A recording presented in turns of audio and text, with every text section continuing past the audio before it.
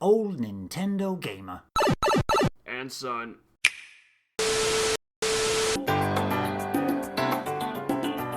Nick, what have you been up to? Not a lot, to be honest. I decided to finally start Pokemon Shield, and I posted on the forum about it. I don't really have much to say. I think I've played 10 hours, maybe, just under 10 hours, and I've got one gym badge, and it's alright. I remember you said it wasn't... Which is the first gym badge? Is the grass one? Yes, as far as I remember, yeah. Which is it's not in the first town as well. Like it's in like the third or fourth town that you actually get to. Yeah. It's better than I expected, to be honest. I was expecting not to really enjoy it, and I remember you said it wasn't great. But the thing that for me with Pokemon games is that they're always a little bit on the easy side, if you know what you're doing. So I've decided to keep my team underleveled, and I've decided to build up a load of different Pokemon instead of just having the same 6 all the time. And I've tried to experiment with other like new ones that I've not seen before, rather than just having the sort of the standard team that I usually have. And actually, it's been pretty fun, like going back through the first couple of areas of the game and just, seeing what the new moves are, seeing what the new enemies are, or Pokemon are, rather. And I've got 3 teams at the minute. One of them's like all around level 20, and then I've got a couple that are like 16, 17, 18. And just, switching between them, trying out different grass-type Pokemon, trying out ones which have like different moves and stuff like that, and seeing what works in battle. Some of the new enemy designs are a little bit strange, let's say. I've got one Pokemon in my team, I can't remember what it's called, but it's like a fire bug, and I've forgotten the name of it now. It's like a centipede, but I've forgotten the name of it. Pretty strange, but it's actually pretty powerful as well, so I've been using that guy quite a lot. And yeah, it's weird because it feels so old school, it feels so retro. Like, for example, that town where the first gym is, you go through a cave, and then you come out the other side of it, and there's all these like rolling hills, and you can see the town in the background. And then you get to the town, and you've got the shop, or the Pokemon Center, the gym, and one other building, and you can see in the background loads of other buildings, but you can't get to them. Yeah. And it's just like, what's the point in this? Why? I think it's sort of stuck between a sort of more open design and a very, very, very old school, controlled, strict design. And yeah, just kind of disappointing actually when I got to that town and I figured out that actually you can't really do anything there. It's just the same as every other town. So that was a bit of an eye opener, to be honest, because the first major town that you get to, Motorstoke, horrible, is massive, and there's like 2 levels, and there's like loads of shops and stuff like that. But yeah, the next one after that, I can't remember what it was called now. I think it begins with a T, but yeah, that was a bit weird that everything was closed off, basically, arbitrarily closed off. But it's all right. Like, I think it looks fairly good. I know Game Freak got a lot of backlash, I think, for using some of the 3DS Pokemon designs as well. But I think it looks fine. Like, some of them, like, stronger moves look really powerful when they hit.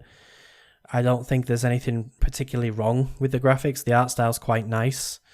I do prefer this sort of anime, sort of kind of cel-shaded style that they've gone for. Especially compared to the new game that we saw last week. It looks much, much better. But yeah, it's alright. I'll probably just keep playing until I get bored. And hopefully I won't get bored before the end of it. But who knows? Nothing else to say. How did you find the kind of open wild areas? I like it. Yeah, I do like it. And I do like the fact, actually, I should mention that, because one of the things that I really hated about red and gold, red and silver, which are the 2 that I had, were the caves. And getting through any cave was always a nightmare because of the random battles. And in this one, in the caves, there are no random battles, which is fantastic, because you can just run through them if you want to. So I did that a couple of times, actually. I went through that cave, the first cave in the game. I went through it a couple of times. Just, doing some sort of mild leveling up and exploring. It kind of feels like the Game Boy caves were more interesting to explore. This one the first one at least, was very linear.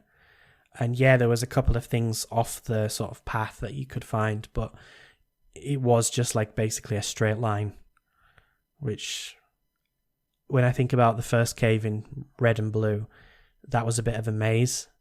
It was quite tricky to get through it the first time. I think it was the Zubat or whatever it was called, cave. And the forest as well also was a bit of a nightmare. But it's good that like random battles was the thing that used to slow me down so much in the Game Boy games, and they still exist in this one, but you can basically choose to ignore them. Like when the little exclamation mark in the grass happens, you know, if you go there, there'll be a battle, so you can just walk around it. And obviously they have Pokemon running around as well. Much better, in my opinion. Much better that way. So it's all right. Yeah, I think I'm having a decent time with it. It's like it's not amazing, but it is better than I expected it to be. So I can't really complain about it. It was a choice of starting this or Paper Mario, so I don't know. We'll see if I've saved the best for last, or whether this will turn out to be pretty decent.